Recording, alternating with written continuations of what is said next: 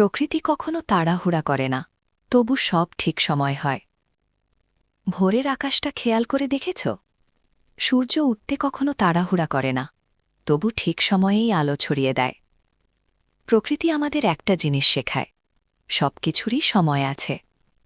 গাছগুলোকে দেখো, ওরা চুপচাপ দাঁড়িয়ে থাকে, কেউ হাততালি দেয় না, কেউ প্রশংসা করে না, তবু ওরা অক্সিজেন দেয়, ছায়া দেয়, ফল দেয়, কখনো অভিযোগ করে না। নদীকে দেখো, কত বাঁক, কত পাথর, কত বাধা, তবু সে থামে না, নিজের পথে চলতেই থাকে। ঝড় এলে গাছ কাঁপে, কিন্তু শেকড় যদি গভীর হয়, সে পড়ে না। আমাদের জীবনও ঠিক তেমন, কখনো ঝড় আসবে, কখনো বৃষ্টি নামবে, কখনো আকাশ মেঘে ঠেকে যাবে, কিন্তু মনে রেখো, মেঘ কখনো স্থায়ী না, সূর্য আবার উঠবেই। প্রকৃতির সবচেয়ে সুন্দর জিনিস কি জানো?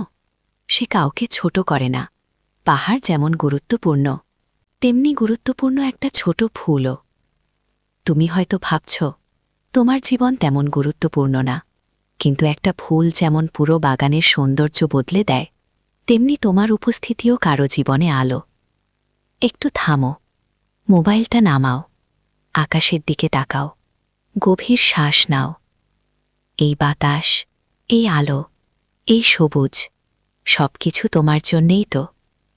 প্রকৃতি কখনো শব্দ করে নিজের সৌন্দর্য দেখায় না, সে চুপচাপ সুন্দর।